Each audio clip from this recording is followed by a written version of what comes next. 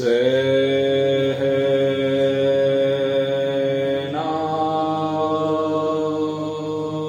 भवतु सहनौ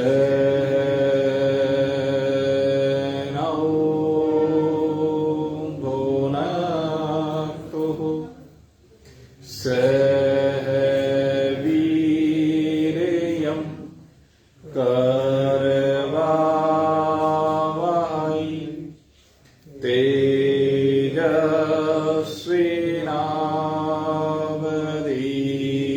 तेजस्विनावधीतमस्तु मा विद्विषावहै।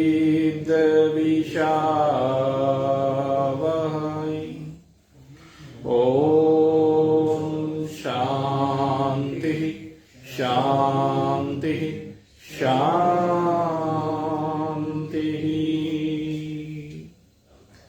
वसुदेवसुतं देवं कंसचाणूरमर्दनं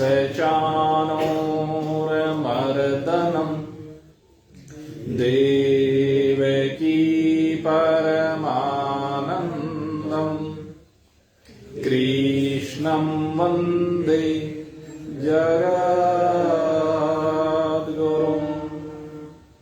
नारायणं नमस्कृत्य नरं चैव नरोत्तमं देवीं सरस्वतीं व्यासं ततो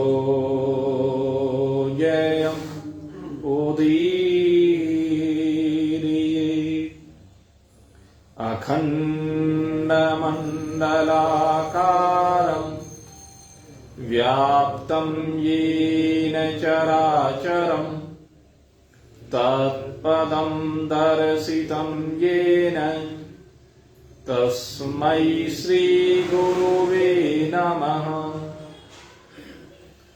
ॐ स्वस्ति नः इन्द्रो वृद्धश्रवाः स्वस्ति नः पूषा विश्ववेदाः स्वस्ति नस्तार्क्ष्यो अरिष्टनेमि स्वस्ति नो बृहस्पतिर्दधातु। ॐ भद्रं कर्णेभिः शृणुयाम देवा भद्रं पश्येमाक्षभिर्यजत्रः स्थिरैरङ्गैस्तुष्टुवांसस्तनोरभि व्यशीम देवहितं यदायुः। शङ्करं शङ्कराचार्यं केशवं बादराय नमः। सूत्रभाष्यकृतौ वन्दे भगवन्तौ पुनः पुनः। ईश्वरो गुरुराप्नेति मूर्तिभेदविभागिनी व्योमवद्व्याप्तदेहाय दक्षिणामूर्तये नमः। ॐ पूर्णमदः पूर्णमिदं पूर्णात् पूर्णमुदच्यते पूर्णस्य पूर्णमादाय पूर्णमेवावशिष्यते। ॐ शान्तिः शान्तिः शान्तिः। बोलिए सच्चिदानंद भगवान की मौन मुकुटबंशी वाली श्यावर रामचंद्र भगवान की उमापति महादेव की पवन सुत हनुमान की। बोलो भाई सब संतन की बोलो भाई सब भगतन की। जय जय जय जय जय जय। बोल सचिया जोता वाली माता तेरी सदा ही जय।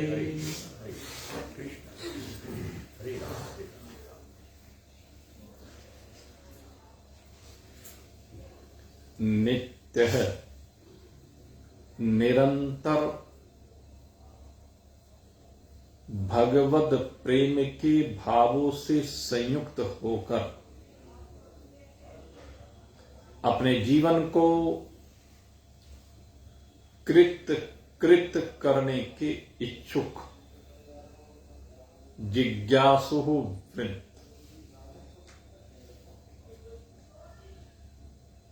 अभी तक इस द्वितीय स्कंद में आपने महामुनि सुखदेव जी से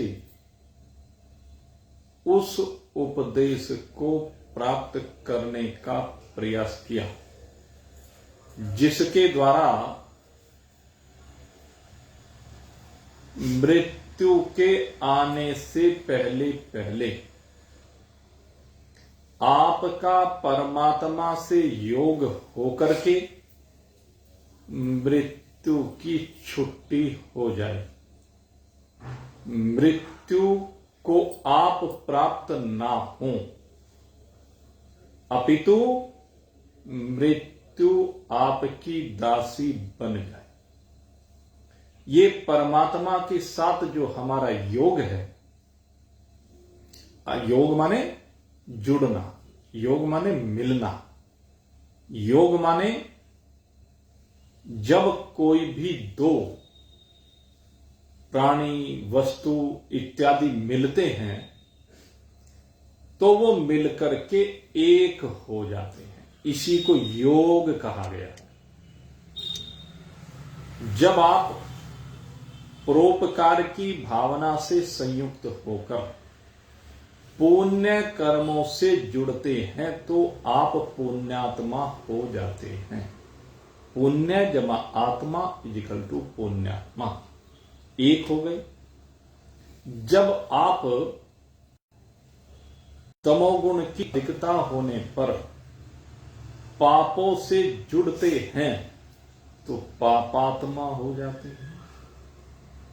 पापात्मा और पुण्यात्मा ये कर्म के साथ योग होने पर एक पाप कर्म है, एक पुण्य कर्म है, लेकिन एकता को प्राप्त हो जाता है। लेकिन यहां जो चर्चा हो रही है उस चर्चा में कर्म योग के स्थान पर भक्ति योग की विशेष रूप से चर्चा की गई। भक्ति योग वह योग है जिसमें कोई धर्मात्मा परमात्मा का भक्त परमात्मा से जुड़ जाता है और परमात्मा से जुड़ करके परमात्मा रूप ही हो जाता है। जब मीरा श्याम से जुड़ती है तो श्याम मात्र शेष रह जाता है। जब चैतन्य जगन्नाथ भगवान से जुड़ते हैं तो जगन्नाथ मात्र शेष रह जाते हैं। ऐसे जब भक्त भगवान से जुड़ता है तो भगवान मात्र शेष रह जाता है। जब मैं था तब हरि नहीं, जब मैं था तब हरि नहीं, अब हरि है तो मैं नाई। प्रेम गरी अति साकरी, जा मैं दो न समाय कबीरा, जा मैं दो न समाय। ये प्रेम की गली ऐसी है जिसमें प्रवेश करने के बाद फिर द्वैत रहता ही नहीं है। सब कुछ का योग होकर के एक परमात्मा मात्र शेष रह जाता है। हमारे गुरुदेव एक बात कहा करते थे कि एक भक्त जब एक परमात्मा से मिलता है तो एक परमात्मा शेष रह जाता है। यहां पर गणित के सारे नियम फेल हो जाते हैं। जब भक्त को भगवान के साथ जोड़ा जाता है तो एक और एक का योग एक ही होता है। एक में एक का योग होकर के एक ही होता है। और जब परमात्मा में से भक्त को अलग हटा दिया जाता है, वो भक्त नहीं रहता, तो उस एक में से उस एक को घटाने के बाद भी परमात्मा एक ही शेष रह जाता है, क्योंकि जो भगवान में से हट गया उसका जीवन जीरो हो गया। तो इसलिए एक में से एक हटाते ही एकमात्र शेष रह गया। और ऐसे ही यहां पर कहा, एक को एक से गुणा कर दीजिए, एक को एक से गुणा कर दीजिए, तब भी एक ही रह गया। एक भक्त को एक परमात्मा के साथ गुणा कर दीजिए, या यहां पर एक के बजाय अनेक ले लीजिए। अब एक को एक गुना एक गुना एक गुना एक गुना एक, मान लीजिए आप 50 भक्त बैठे हुए हैं, तो 50 भक्त जो बैठे हुए हैं सब एक एक आत्मा, एक आत्मा गुना एक आत्मा गुना एक आत्मा गुना एक आत्मा गुना एक आत्मा, 50 बार एक गुना एक लिख लीजिए, और एक परमात्मा 51वीं बार। तो 51 बार भी एक को एक से गुणा करेंगे तो एक ही शेष रहेगा। ये ऐसा दिव्य गणित है। ऐसे ही एक को एक से भाग करेंगे, अगर परमात्मा में से कोई पुण्यात्मा परमात्मा का भक्त बाहर निकल करके परमात्मा कार्य में लग जाता है, तो एक में से एक डिवाइड हो गया, एक के भाग हो गए, लेकिन भाग होने के बाद भी वो एक ही परमात्मा मात्र शेष रहा। और चाहे ऐसे जैसे भक्तों की गुणा करी, ऐसे भगवान ने अपने अनेक दूत कह लीजिए, भक्त कह लीजिए, अपने कर्मचारी कह लीजिए, अपने सेवक कह लीजिए, या भगवान के पार्षद कह लीजिए, इन महान पुरुषों के रूप में जो हमारे पास भेजे हैं, तो 1/1 गुना 1 गुना 1 गुना 1 गुना 1, 50 बार आपने गुणा कर दी, एक के नीचे 50 एक से एक को डिवाइड कर दिया, तो 50 एक से एक परमात्मा को डिवाइड करने पर एक परमात्मा ही फिर भी मात्र शेष रह गया। इसीलिए वेद का बड़ा दिव्य मंत्र है, और जो वेद का दिव्य मंत्र है उसमें क्या कहा, ओम पूर्णमदः पूर्णमिदं पूर्णात् पूर्णमुदच्यते पूर्णस्य पूर्णमादाय पूर्णमेवावशिष्यते। कहते हैं एक परमात्मा पूर्ण है सर्वत्र। ओम पूर्णमदः पूर्णमिदं, और एक पूर्ण परमात्मा से जब जगत का अवतरण होता है, एक जगत बनो चाहे अनेक जगत बनो, कहते हैं वो फिर भी पूर्ण रहता है। उस जगत के कण कण में वो परमात्मा की दिव्यता दृष्टि गोचर होती है, जिसको दृष्टि मिल जाती है। बात यह नहीं, जिसको दृष्टि मिले।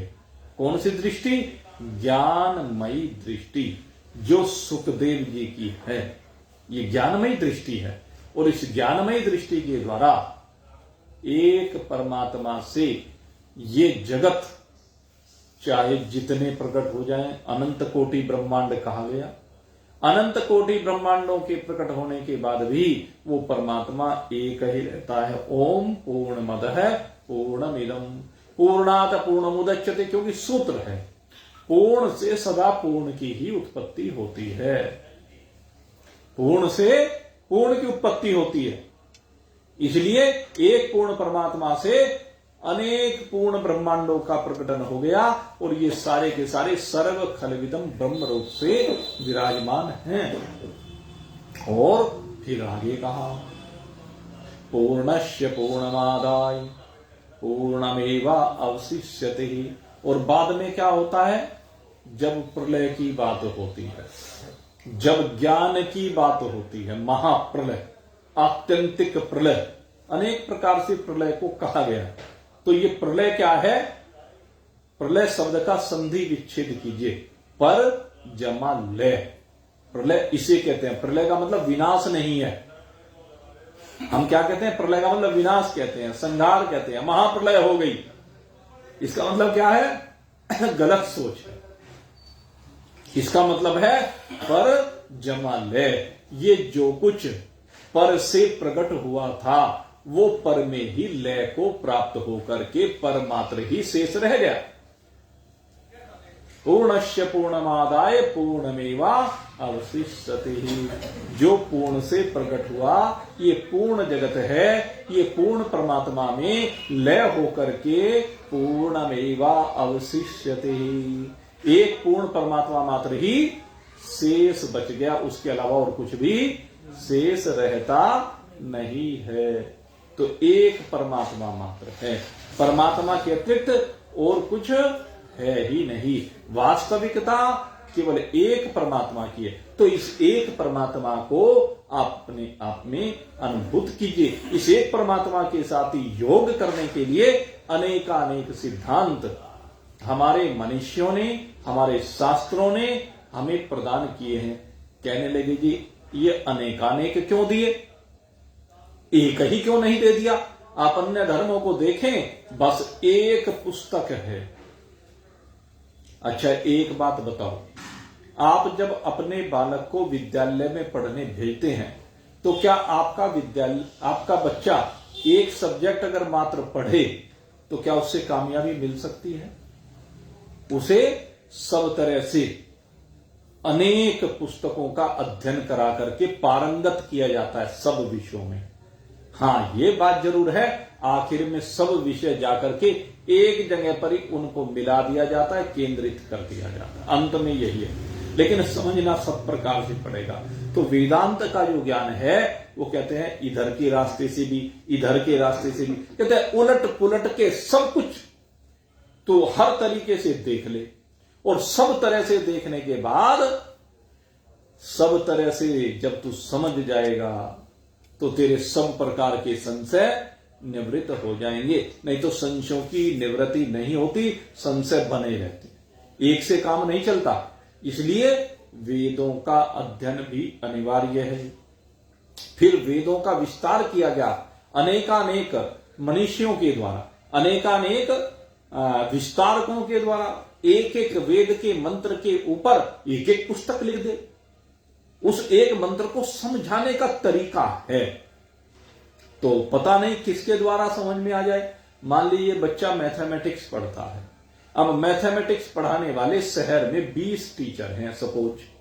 अब जो 20 अध्यापक मैथमेटिक्स पढ़ाने वाले हैं, सारे के सारे बच्चे अगर यदि एक का चुनाव कर लें, क्या कह सकते हैं कि एक ही श्रेष्ठ है, बाकी 19 श्रेष्ठ नहीं है? वास्तविकता यह है कि उनके समझाने के ढंग अलग अलग हैं, हर बच्चे का समझने का ढंग अलग अलग है। तो जो जिसको जिस भाषा में समझा दे, जिसको जिससे लाभ हो जाए, वो उसी के गुण गाने लगेगा। वस्तुतः समझा सभी एक ही रहे हैं। जैसे कोई मर्ज हो गया और उस मर्ज के लिए आपके पास 10 फिजिशियन हैं और उन 10 फिजिशियनों में से आप एक का चुनाव करेंगे, क्योंकि जो आपको भाता है, जो आपकी तासीर को जानता है, आपकी परिस्थितियों को जानता है, वो आपकी परिस्थितियों को जानकर, आपकी तासीर को जानकर के आपके अनुसार आपको दवा दे देता है। तो इसलिए हमारा जो ये ज्ञान है, ये उलट के पुलट के, इधर से उधर से, हर प्रकार से खरा है। हर प्रकार से इसको ठीक समझाया गया है। दवाई सारे डॉक्टर एक ही देते हैं, विद्या सारों ने एक ही ली है, लेकिन सबको अलग अलग तरीके से प्रकृति के अनुसार उस प्रकृति का अवलोकन करके दवाई देने से लाभ मिलता है, वो उसकी पकड़ कर लेता है। तो इसीलिए संसार में अनेकानेक महान पुरुषों के माध्यम से, वेदों के माध्यम से, हमारे आरण्य ग्रंथों के माध्यम से, ब्राह्मण ग्रंथों के माध्यम से, स्मृति ग्रंथों के माध्यम से, वेदांग के माध्यम से, उपनिषदों के माध्यम से, गीता जी के माध्यम से अनेकानेक प्रकार से ज्ञान दिया गया। और फिर भक्ति योग के लिए अनेकानेक धार्मिक ग्रंथ, हमारे पुराण हैं, हमारी महाभारत है। महाभारत में विस्तृत ज्ञान है, भक्ति प्रधान भी है, और महाभारत में ज्ञान योग का भी बहुत स्थानों पर उठाया। इसलिए इसको पांचवा वेद भी कहा गया। चाहे वो वाल्मीकि रामायण हो, गोस्वामी जी की रामचरितमानस हो, शिव पुराण हो, देवी भागवत हो, श्रीमद् भागवत तो शिरोमणि है। देखो, हमने भी लगभग सभी पुराणों को देखने का प्रयास किया, और सब पुराणों को देखने के बाद मैंने अध्ययन किया है। अगर आप देखेंगे तो आपको नजर आएगा गहनता से देखने पर कि श्रीमद् भागवत पुराण से ही दसियों पुराण, दसियों कह रहा हूं, उनमें श्रीमद् भागवत से अलग कुछ है ही नहीं। श्रीमद् भागवत के कुछ भागों को लेकर के अलग अलग पुराण की संरचना हुई। आप वामन पुराण को देखें, वराह पुराण को देखें, मत्स्य पुराण को देखें, कूर्म पुराण को देखें, तो आप देखेंगे वो जो कुछ श्रीमद् भागवत में, वो सारा का सारा थोड़ा सा प्रसंग को विस्तार दे दिया, और उससे भिन्न नहीं, तो एक ही। इसलिए श्रीमद् भागवत को मैं सबसे श्रेष्ठ पुराण मानता हूं। यद्यपि मैंने शिव पुराण भी, श्रीमद् भागवत भी, भगवान की कृपा से बहुत पुराणों को सरसरी नजर से देखा है। अभी भाई गहनता से अध्ययन नहीं हुआ, लेकिन जो हमने देखा है तो उसमें सब पुराणों को देखने के बाद जो बात निकल करके आई कि श्रीमद् भागवत में जो ज्ञान का क्रमबद्ध, भक्ति का जो क्रमबद्ध ज्ञान है, भक्ति प्रधान ग्रंथ है वैसे तो ये, लेकिन इसमें ज्ञान का भी बहुत सुंदर समावेश किया गया। और सबसे बड़ी बात है, इसमें जो भक्तों को के माध्यम से दृष्टांत दिए, भक्त दृष्टांत देने के लिए हैं, भक्तों के दृष्टांत देकर के तत्व को समझाया जाता। इसलिए इस पुराण को पुराण तिलकम, इस श्रीमद् भागवत पुराण को पुराणों का तिलक कहा गया। आप देखेंगे ये पुराण तिलक है। तिलक माने सिरमौर, यानी मुकुट है। जैसे मुकुट को सबसे श्रेष्ठ मानते हैं, तो ये हमारा मुकुट है, ज्ञान का मुकुट है। ऐसे और भी बहुत से ग्रंथ हैं, कुछ कर्मकांड के ग्रंथ हैं, कुछ उपासना के ग्रंथ हैं। तो जो भी ग्रंथ हैं उनमें से मूल वस्तु को ग्रहण करना है, उसमें दृष्टि एक रखनी है कि इसके माध्यम से परमात्मा को पाना है। आप शुभ कर्म कर रहे हैं, अब सभी कर्म शुभ माने जाते हैं जो भी जग हित के होते हैं। उसमें आप अग्निहोत्र यज्ञ करें, वो भी श्रेष्ठ कर्म है। आप किसी की सेवा करें, वो भी श्रेष्ठ कर्म है। आप अपने परिवार की सेवा करें, वो भी श्रेष्ठ कर्म है। आप बूढ़ों की सेवा करें, वो भी श्रेष्ठ कर्म है। आप रोगियों की सेवा करें, वो भी श्रेष्ठ कर्म है। आप अनेकानेक प्रकार से जो भी कर सके शुभ कार्य, भंडारा करें, मंदिर बनवाएं, आश्रम बनवाएं, धर्मशाला बनवाएं, जो भी कुछ अच्छा कर्म कर सके, सब श्रेष्ठ कर्म है। इनके बीच में कोई प्रतिद्वंदता नहीं है। प्रतिद्वंदता या तुलनात्मक अध्ययन मूर्ख लोग करते हैं। ये सारे परोपकारार्थ कर्म हैं, ये सब यज्ञ कहलाते हैं। और ये सारे यज्ञ क्या है? भगवान स्वरूप है। तो यज्ञ जब भगवान का स्वरूप है तो ये सारे कर्म भगवान को ही अर्पित हो जाते हैं। इनमें सब परोपकार के कर्मों में एक ही परमात्मा विराजमान होता है। इसलिए जब भी कोई शुभ कर्म करें तो क्या करें? परमात्मा को निमित्त लेकर के करें और अपनी संस्कृति का ध्यान रखते हुए करें। अनेकों बार हमें अपनी संस्कृति का ध्यान रखते हुए वैसे सामान्य कर्मों की ओर भी ध्यान देना जरूरी है। जैसे मान लीजिए हमारे यहां किसी भी शुभ कर्म का प्रारंभ करते हैं तो मस्तक पर तिलक लगाया जाता है। तो तिलक भी हमारी पूजा का एक अंग है। तिलक से, अगर तिलक के वास्तविक अर्थ को देखें, ये तिलक जो लगाया जाता है ये भ्रुकुटी के मध्य में लगाया जाता है। और भ्रुकुटी के मध्य में जब ये लगाया जाता है यहां पर तिलक, तो ये हमारे मस्तिष्क को शांति पहुंचाता है, ये हमारे मस्तिष्क को शीतलता प्रदान करता है। और ये एक, अगर लौकिक रूप से देखें तो तिलक सौंदर्य का भी प्रतीक है। तिलक जो है, और हमारी संस्कृति में तिलक को विशेष महत्व दिया गया है। तिलक के द्वारा ये कहते हैं अगर यदि भगवान के मंदिर से किसी पंडित के द्वारा, किसी महान पुरुष के द्वारा अगर तिलक लगवाया जाता है तो भगवान इस तिलक के माध्यम से, महान पुरुष इस तिलक के माध्यम से उसके मस्तक की जो विकृत रेखाएं हैं उन विकृत रेखाओं को भी सही कर देते हैं। जो अमंगलकारी रेखाएं हैं उनको मंगलकारी बना देते हैं। जो श्रीहीन रेखाएं हैं, अक्ष श्री, जैसे सुदामा के लिए कहा है अक्षय श्री, वो अक्ष श्री था, उसके भाग्य में लक्ष्मी नहीं थी, लेकिन भगवान ने जब उसके मस्तक पर तिलक किया तो अक्ष श्री नहीं रहा, यक्ष श्री हो गया। यक्ष माने कुबेर, यानी तो कुबेर की संपदा का मालिक है। अक्ष को अक्षय, अक्षय और ये होता है ना अक्षय, ये को पहले ले आए बस भगवान, बदल दिया, उलट दिया, अक्ष को यक्ष बना दिया। ये हमारे भगवान की विशेषता, तो महत्व है, इसलिए तिलक लगाना चाहिए। बच्चों को कहते हैं एक संस्कार कैसे दें। मेरे सामने एक प्रश्न है, भाई बच्चे आजकल के सुनते नहीं है, ये कहने लगे, कौन दोषी है? आप सोच के देखिए, आपने अपने घर में कोई आयोजन कराया कभी? आप धार्मिक आयोजन क्यों नहीं कराते? लालच करने लगे, अजी समय लगता है, इतनी देर में तो इतनी दुकानदारी हो जाएगी, इतनी देर में आज छुट्टी ले ली तो ये हो जाएगा, वो हो जाएगा। तो केवल दुकान के नुकसान को देख रहा है, नौकरी के नुकसान को देख रहा है। ये जो पीढ़ियां खराब कर रहा है उस नुकसान को नहीं देख रहा, जो संस्कृति का नुकसान हो उसको नहीं देखा।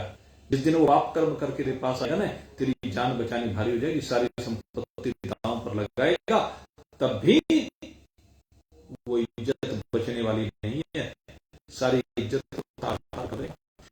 अगर संस्कृति नहीं, अगर उसे और इन सब चीजों में ये तिलक लगा करके आप अपने बच्चों को तिलक लगा करके भेजिए। स्कूल में तिलक लगाकर भेजने में क्या दिक्कत है? कोई भगत जी तो कहेगा, कहने तो इससे बढ़िया क्या बात है अगर उसका नाम भगत जी पड़ जाए। एक व्यक्ति बहुत अच्छा तिलक लगाता, कीर्तन किया करता, डबली लेकर के बजाने लगता, कहने लगे पिताजी आप क्या हो, आपने सब जो भी जाए बस वो आपको देखकर खिल्ली उड़ाते। खिल्ली कैसे उड़ाते हैं? मैंने किसी का बुरा किया क्या? नहीं, बुरा तो नहीं करते हो, लेकिन लोग हंसते हैं। क्यों हंसते हैं? तिलक लगा आगे भगवान का नाम ले रहे हो, भगत जी आ गया, भगत जी आ गया। कहने लगे अच्छा, तेरे पिताजी को किसी ने चोर तो नहीं कहा, तेरे पिताजी को किसी ने डाकू तो नहीं कहा, तेरे पिताजी को किसी ने व्यभिचारी तो नहीं कहा, पापाचारी तो नहीं कहा। अगर उसको भक्त कह दिया है तो ये बुरा है ना?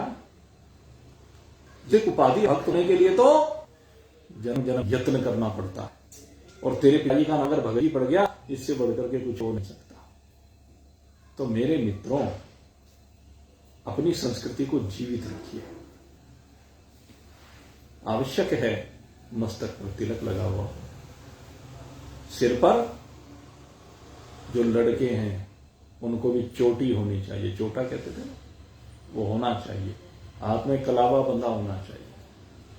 ये भी पहचान है, भले ये ऊपरी पहचान है। और वस्त्र सभ्य होने चाहिए। यह आवश्यक है कि हम अपने बालकों को सभ्य वस्त्र पहनाने की आदत डालें। ये असभ्यता क्यों हो रही है? आज के समय में एक बीमारी चल गई, जिन भी लड़कों को देखें वो दाढ़ी का फैशन चल गया। पहले तो जो भी ये दाढ़ी रखते थे उसके साथ में कहने लगे भाई ये बदमाश प्रकृति का व्यक्ति, ये लड़का बिगड़ा हुआ है, एक यही कहा जाता था। ये उसकी लक्षण, जो भी दाढ़ी रखता था दाढ़ी वाले को देखते यही कहा जाता था।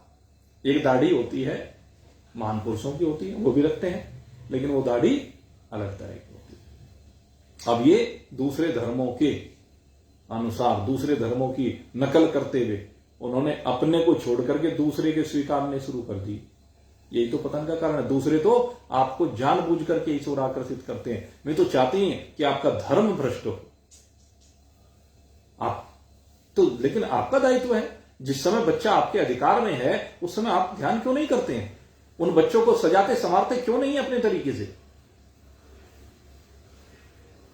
बच्चों के शौक पूरे करने हैं, लेकिन मर्यादा का ध्यान रखते हुए, उनको कंट्रोल में रखते हुए।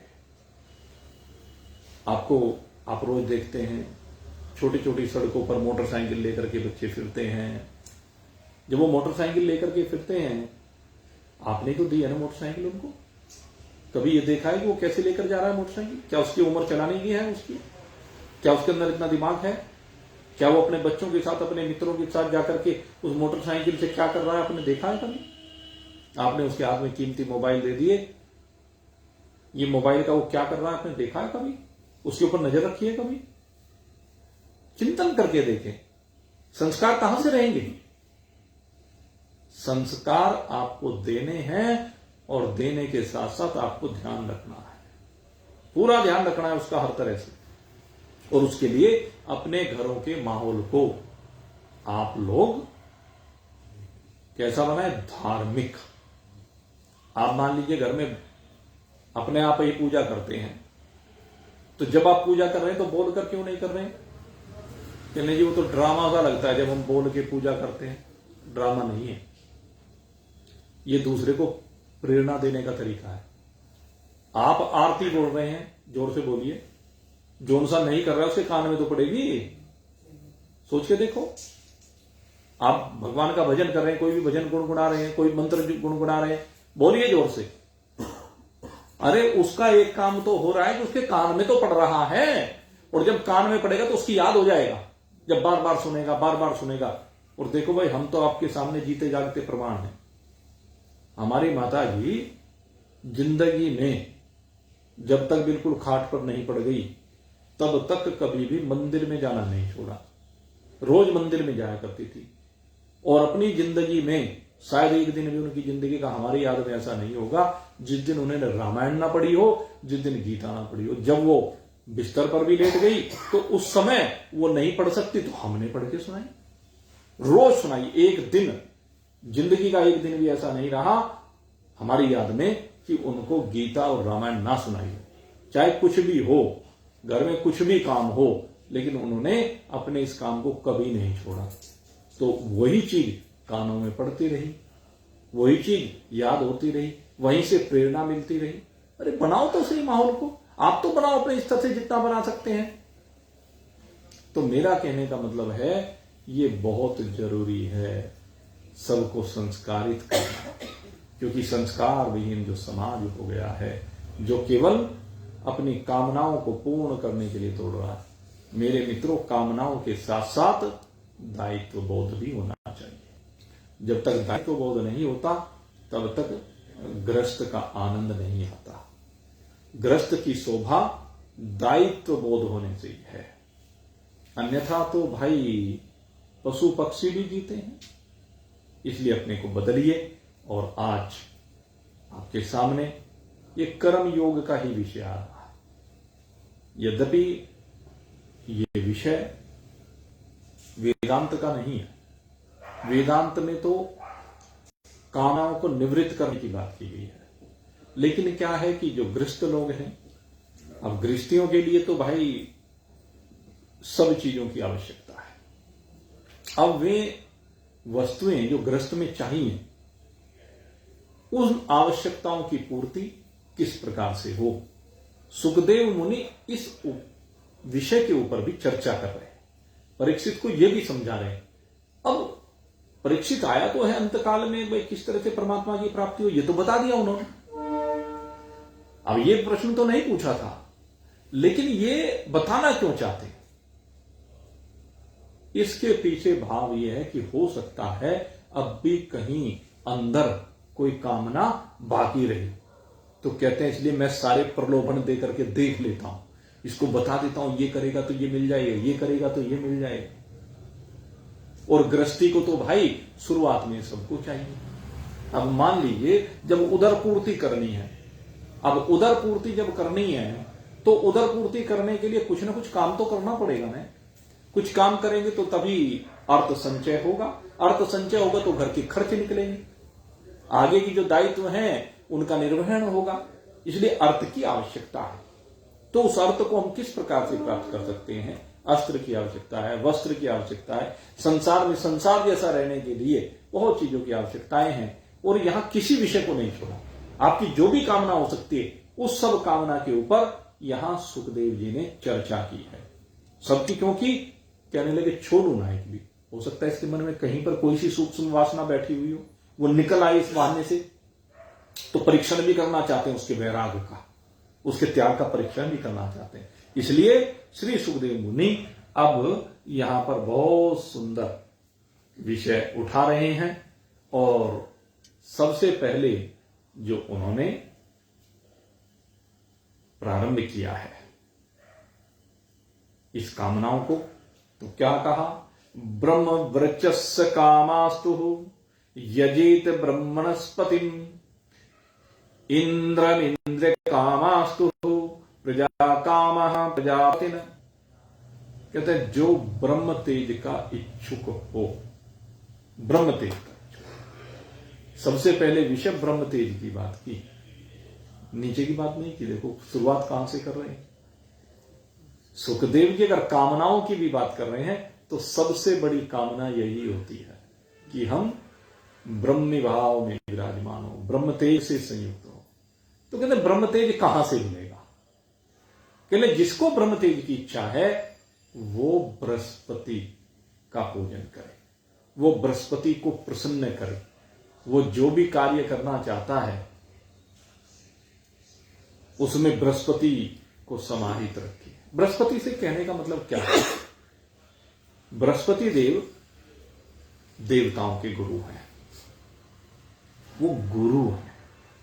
यहां पर कहने का भाव यह है कि जिनको भी ब्रह्म तेज की इच्छा है वो बृहस्पति के रूप में इस समाज में जितने भी गुरु हैं, जो ब्रह्म ज्ञान को प्रदान करने वाले हैं, कहते हैं उनकी पूजा करे, उनकी सेवा करे, उनको प्रसन्न करे, उनके चरणों में अपने आप को समर्पित करे, उनकी शरणागति को प्राप्त करे। जब उनकी शरणागति को प्राप्त करेगा तब ये ब्रह्म ज्ञान की गंगा प्रवाह उनके पुनीत पावन श्री मुख से होगा। और उस ज्ञान गंगा के प्रवाह में स्नान करके, उसका पान करके आप समस्त वासनाओं से, समस्त मल से निवृत्त होकर के अपने ब्रह्म स्वरूप में विराजमान हो सकते हैं। तो यहां पर गुरु की महत्ता का वर्णन किया गया है कि ब्रह्म ज्ञान गुरु से मिलता है। बृहस्पति कहने से गुरु की बात है। और जिनके जीवन में कोई गुरु धारण नहीं हुआ है, गुरु को जरूर धारण करना चाहिए। जीवन में गुरु को अपने हृदय में धारण करना चाहिए, गुरु को हृदय से मानना चाहिए, गुरु के वचनों का हृदय से पालन करना चाहिए। जो नहीं कर पाए, कहते हैं वो गुरुदेव बृहस्पति को ही गुरु मानते हैं। बृहस्पतिवार के दिन उनका व्रत भी कर सकते हैं, उनका पूजन कर सकते हैं। केले के माध्यम से पूजन होता है, पीली वस्तुओं का उस दिन कुछ इस तरह का है, जो भी विधान है सब जानते हैं।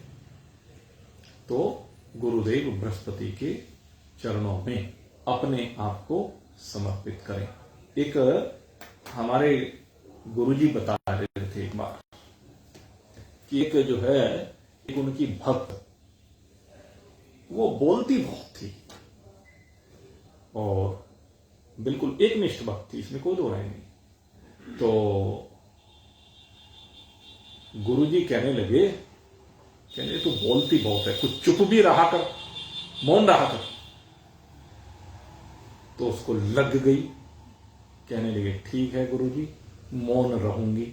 आज से मैं संकल्प करती हूं सप्ताह में एक दिन मौन ही रहूं। कहने बताओ किस दिन मौन रहूं? कहने लगे जिस दिन तुम्हारी इच्छा। कहने रहती है।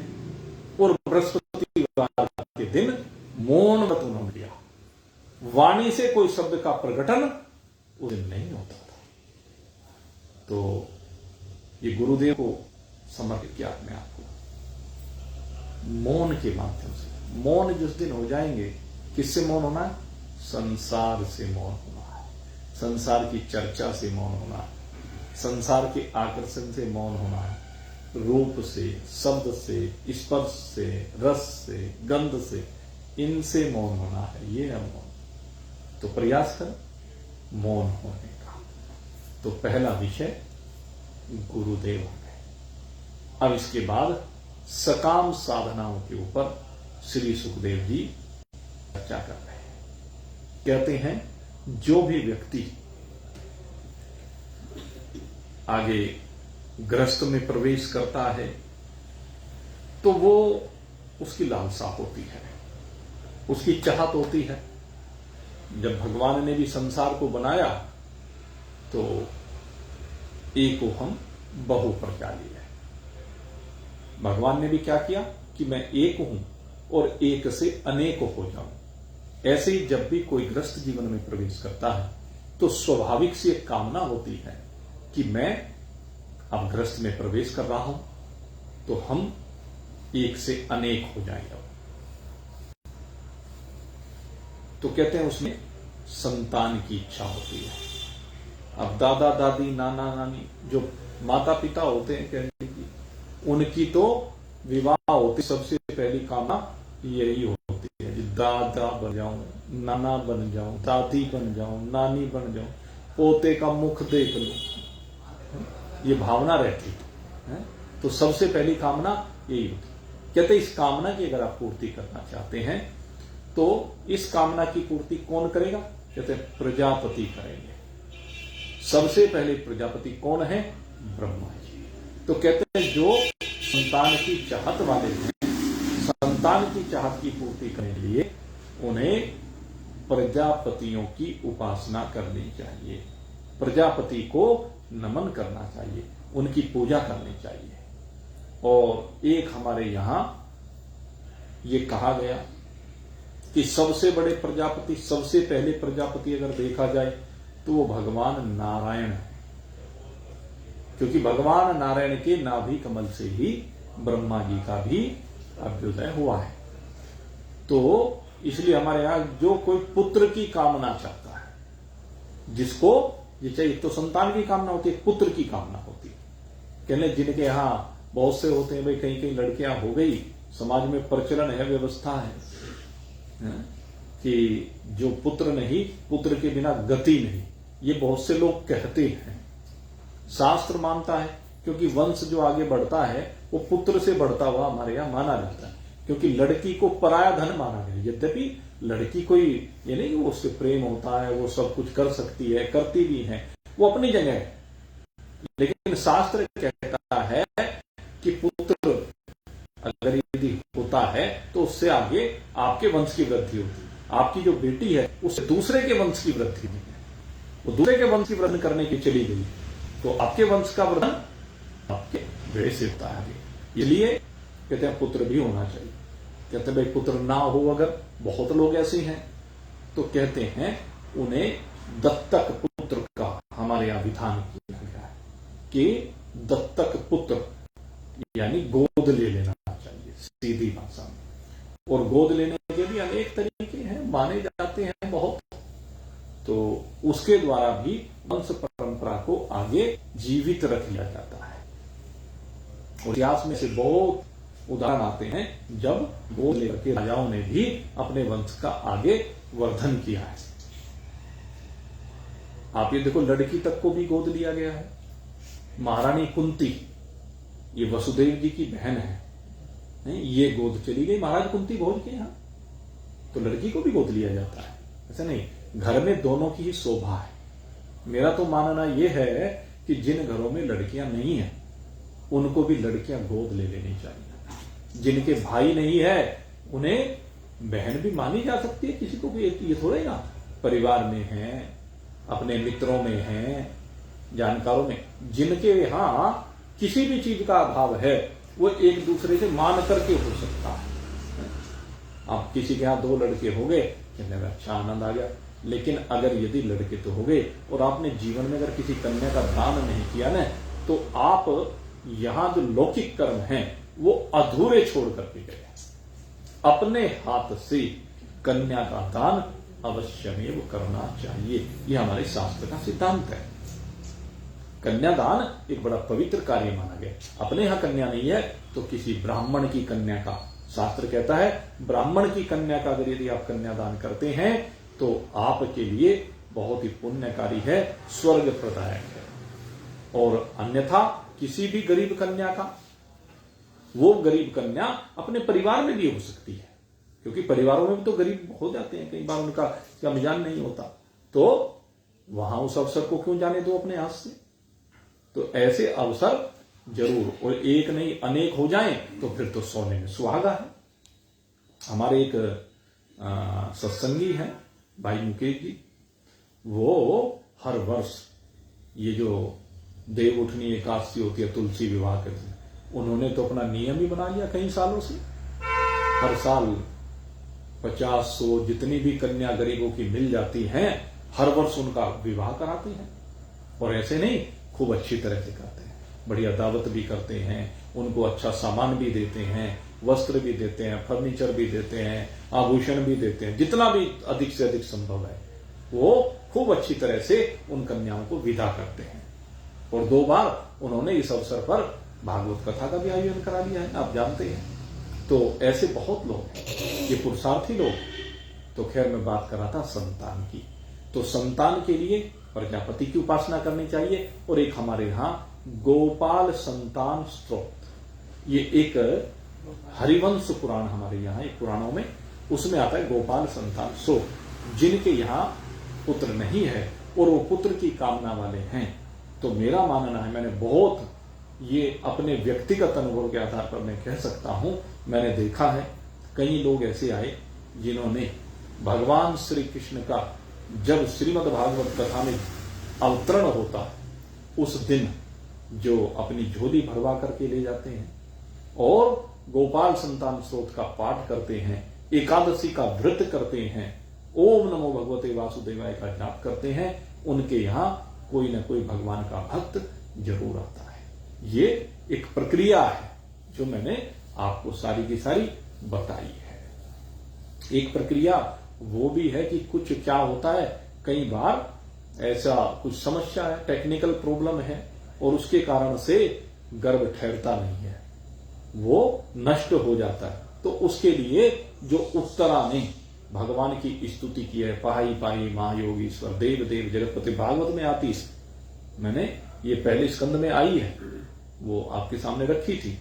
तो पहले स्कंद में वो जिस प्रकार से उत्तरा ने भगवान श्री कृष्ण की स्तुति की गर्भ रक्षा के लिए, तो उस स्तुति के द्वारा गर्भ का रक्षण होता है, एक भगवान कवच बना देते हैं जिससे फिर वो संतान सही सुरक्षित उत्पन्न होती है। तो ये भी विधान किया गया है। तो इस प्रकार से दूसरी बात हुई यहां पर संतान की। और तीसरी बात यहां पर कर रहे हैं, कहते हैं जो बल चाहता है, तेज चाहता है, कहते हैं सबसे अधिक बलवान देवताओं में इंद्र को माना गया। इंद्र सबसे शक्तिशाली माने, इसीलिए वो क्या है, देवराज हैं, देवताओं के अधिपति हैं, स्वर्ग के राजा हैं। इसलिए कहा कि जो बल चाहता है, तेज चाहता है, शक्ति चाहता है, विशेष शक्ति से संपन्न होना चाहता है, तो उसे इंद्र का पूजन करना चाहिए। और आप देखो ये इंद्र हमारे गोविंद का पूजन करता है। जब गायें और इंद्र दोनों मिलकर के पूजन करें तो गोविंद का पूजन हो जाता है।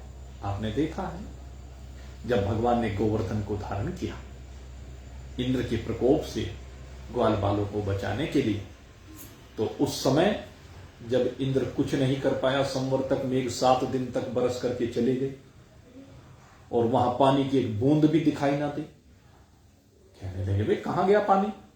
तो भगवान ने सुदर्शन चक्र को आदेश दे दिया था, सब सुदर्शन चक्र पी गए। सुदर्शन चक्र जब सब जल पी गया तो बड़ी गिलानी हुई इंद्र को। कहने तूने बड़ा अधर्म किया, बड़ा पाप किया। और फिर वो अपने आप भगवान के सामने भी आने की हिम्मत ना करे, क्योंकि जब भगवान के प्रति अपराध किया है तो उसकी हिम्मत नहीं हुई कि वो भगवान के सन्मुख जाए। इसलिए उसने कहने लगे भाई क्षमा तो मांगनी है। अब गलती का एहसास हो गया तो भगवान से क्षमा तो मांगनी है। इसलिए क्षमा मांगने के लिए इंद्र सोचता क्या उपाय करो, तो कहता है गाय माता को साथ में लेकर के चला, क्योंकि भगवान इस अवतार में गैयों से विशेष प्रेम करने के लिए गैयों के बीच ही रहते हैं।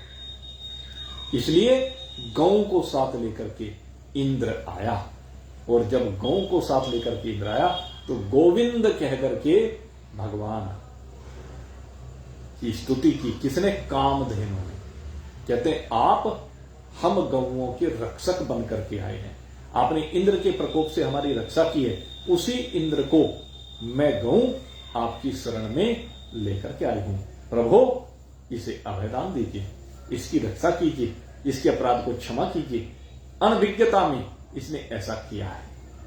तो एक ये बात भी आती है कि अगर यदि किसी से कोई गलती हो जाए, हो जाती है गलती किसी कारण है, नासमझी में या अहंकार के कारण कह लीजिए, दंभी व्यक्ति बहुत गलतियां करता है, जैसे राजनीतिक लोग होते हैं ना, बहुत गलतियां करते हैं।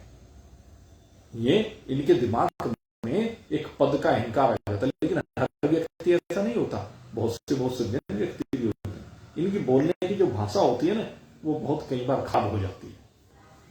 तो वो उसका कारण क्या है? अहंकार। लेकिन मेरा मानना है किसी भी पद को प्राप्त करें, पद को प्राप्त करने के बाद पद की मर्यादा बनाए रखने के लिए आपके जीवन से मधुरता नहीं जानी चाहिए। आप जो भी बात कहें मधुरता के साथ कहें, प्रेम के साथ कहें, तो निश्चित रूप से भगवान फिर आपके सहायक बनते हैं। अब गाय को इसीलिए साथ लेकर के आया और स्तुति की, भगवान ने अभयदान दिया, तो गोविंद नाम हुआ। तो भगवान गोविंद है, इंद्र के भी राजा है। इंद्र तो देवों का राजा है, तो वो कहते हैं जो इंद्र का भी राजा है, जो सारे जगत का राजा है, जो सारे जगत का पालन करता है, ऐसा हमारा गोविंद है। तो जो तेज चाहता है, बल चाहता है, वो इंद्र की उपासना करे। और फिर वही बात आ जाती है, इंद्र से आगे भगवान बैठे हुए हैं। भगवान सर्वोपरि है हर काम में। ये तो उन्होंने बीच में अपने सेवक भेज दिए सहायता करने के लिए, अपने मंत्री बना दिए, ये कह लीजिए भगवान के मंत्री हैं। तो इनके माध्यम से अरदास वहीं जानी है, शक्ति वहीं से मिलनी है। शक्ति मेरा परमात्मा ही प्रदान करता है। तो इसलिए आप जिनको भी विशेष शक्ति की इच्छा हो, जो विशेष बल को चाहता है, वह इंद्र की उपासना करे। और इसके बाद कहा देवीम मायाम तु श्री कामस तेजस कामो विभावसो वसु कामो वसून रुद्रान वीर्य कामोत्थ वीर्यवान। और कहा कि जिसे भाई लक्ष्मी जी चाहिए। लक्ष्मी जी का मतलब धन। धन वैसे अलग होता है, लक्ष्मी का मतलब धन नहीं है। वैसे आपको बताएं, बहुत लोग हैं जो बस लक्ष्मी को धन रूपा मानते हैं, लेकिन लक्ष्मी जी धन नहीं है। लक्ष्मी जी घर की शोभा है। लक्ष्मी जी घर की शोभा है। लक्ष्मी मां है। कहते हैं घर में मां आनी चाहिए, घर में मां होनी चाहिए, क्योंकि मां का जो दुलार है, मां की जो ममता है, मां का जो निस्वार्थ प्रेम है, वही लक्ष्मी का प्रतीक है। अगर यदि आप अपनी मां की उपासना करते हैं, अगर यदि आप अपनी मां की पूजा करते हैं, अगर यदि आप अपनी मां का कहना मानते हैं, तो समझ लीजिए वो माता लक्ष्मी की पूजा है। तो मां लक्ष्मी को अपने घर में स्थान दें। और आपको एक चीज और बता दो, आप कितने भी देवी देवताओं की पूजा करें, हमारे जो विद्वान हैं, हमारे जो शास्त्र हैं, कर्मकांडी जितने भी शास्त्र हैं, उनमें आखिर में सब देवताओं को विदा कर दिया जाता है। गच्छ गच्छ सुर श्रेष्ठ स्वस्थाने परमेश्वर यत्र ब्रह्मा आदो गत्य हुतासन। कहते हैं ना, आखिर में पंडित जी क्या करते हैं, जब कोई भी अनुष्ठान करते हैं पहले सबका आह्वान किया जाता है और आह्वान करने के बाद भी विसर्जन किया जाता है और उसके बाद क्या कहते हैं, हाथ में पुष्प देकर प्रसाद देकर के अब हाथ जोड़ करके प्रार्थना कीजिए कि बाकी सब देवी देवता जिनको हमने यहां पर आह्वान करके बुलाया वो सब प्रसन्न होकर के अपने अपने स्थान को गमन करें और उसी स्थान से हमारे ऊपर कृपा करें। लेकिन ये दो कहते हैं श्री लक्ष्मी जी और गणेश जी, कहते हैं ये दोनों हमारे घर में सदा विराजमान हो, ये ना जाए तो क्या है, सदा घर में लक्ष्मी बनी रहनी चाहिए। कौन सी लक्ष्मी? माता के रूप में लक्ष्मी। जो मां है उसका आशीर्वाद बना रहे, उसकी प्रसन्नता बनी रहनी चाहिए, उसकी सेवा होनी चाहिए, उसकी इतनी सेवा हो कि आप मां का कर्ज उतार सके। वैसे तो मां का कर्ज उतारने की किसी में शक्ति सामर्थ्य नहीं है, लेकिन आपके अंदर एक भाव होना चाहिए कि मेरी मां ने जिस तरह से मेरा पालन पोषण किया है, कहते हैं जब भी मां को जैसी भी आवश्यकता होगी मैं मां को किसी भी तरह की कमी नहीं होने दूंगा। मां के चरण दबाए। घर में नई बहू आए तो प्रसन्न करने का तरीका भी यही, वो भी लक्ष्मी रूपा ही आपको बता दें। जो बहू आती है उसको भी लक्ष्मी रूपा ही मानना चाहिए। लेकिन प्रारंभ में जब उससे बड़ी लक्ष्मी घर में बैठी हुई हो तो वो छोटे वाली लक्ष्मी बड़ी वाली लक्ष्मी की सेवा करे। आपका भाव तो दोनों के प्रति एक जैसा होना चाहिए, लेकिन उसका भाव उस लक्ष्मी की सेवा का होना चाहिए। उस लक्ष्मी की सेवा करें, उसे प्रसन्न करें, रोज चरण दबाने का अभ्यास करें। जिन घरों में बच्चे, चाहे बच्चे 50 साल का भी हो जाए लेकिन बच्चा ही रहेगा, माता पिता के लिए तो बच्चा ही रहेगा, 50 का हो जाए 60 का हो जाए। अभी मैंने एक फोटो देखा है, एक पिता 103 साल का, उसका बेटा 80 साल का, 80 साल का बेटा 103 साल के पिता के चरण दबाना देख करके कितना अच्छा लगा। वो भी आगे बेटे पोतों वाला था। उस 103 साल के पिता की बेटा भी सेवा करता, पोता भी सेवा करता, पड़ोता भी सेवा करता। सब आकर के बारी बारी से चरण दबाते, सब आकर के अपने हाथों से भोजन कराते। तो घर के जो बड़े हैं वो भगवान का स्वरूप है। घर की जो महिलाएं, बड़ी महिलाएं हैं, वो माता लक्ष्मी का स्वरूप है। उनका पूजन मां लक्ष्मी के समान, मां भगवती के समान, मां सरस्वती के समान, मां गायत्री के समान हमें करना चाहिए। उनको महागौरी रूप में पूजना चाहिए। हम मंदिरों में पूजने के लिए जाते हैं, उनके प्रति श्रद्धावान होते हैं। 9 दिन के लिए जब नवरात्रि का अवसर होता है, मैं कहता हूं चलो 9 दिन की जो नवरात्रि है वो तो एक विशेष अवसर है, लेकिन उस विशेष अवसर का लाभ इस रूप में उठाएं कि जो 9 दिन वहां मंदिर में पूजन करके मां भगवती का आते हो, उस मां भगवती को ही अपनी मां के अंदर ला करके प्रतिष्ठित कर दो, तो जीवन में आनंद ही आनंद आ गए। तो ये साधनाएं हैं। मैं कहता हूं ये जो सकाम साधना भी यहां पर कह रहे हैं, इस सकाम साधना को भी आप अपनी दृष्टि के द्वारा, आप अपनी सेवा के द्वारा निष्काम बना सकते हैं और ये आपको परमात्मा की प्राप्ति कराने वाली है। तुलाधार वैश्य केवल अपने माता पिता की सेवा के कारण, एक वो कसाई होते हुए हैं, सदन कसाई का नाम सुना है? सदन कसाई केवल अपने माता पिता की सेवा के कारण से सदा सदा के लिए अमर हो गया, भगवान को प्राप्त हो गया। ये माता पिता की सेवा मेरे मित्रों घर में सौभाग्य का प्रतीक होती है, मंगल का प्रतीक होती है, उन्नति का प्रतीक होती है। इस सब से आप भी संयुक्त रहें और अपने बालकों को बचपन से आदत डालें, जैसे भगवान श्री राम तक को आदत डाली गई और उस आदत के कारण ही प्रातः काल उठ के रघुनाथा मात पिता गुरु ना वही माता। तो ये परंपरा हमारी बनी रहनी चाहिए। आप सबके लिए बहुत बहुत शुभकामना करते हुए अब यहीं पर आज के सत्संग को विश्राम देते हैं। बोलिए सच्चिदानंद भगवान की। और वही सूचना मैंने आपसे दी थी, कल भी सत्संग होगा। कल ये वैसे तो रविवार है, लेकिन कल भी सत्संग करेंगे, क्योंकि इस बार मुझे 2 दिन का, सोमवार और मंगलवार 2 दिन का अवकाश रहेगा। इसलिए सोमवार मंगलवार में तो सत्संग नहीं हो पाएगा, तो 1 दिन की पूर्ति कल से कर रहे हैं।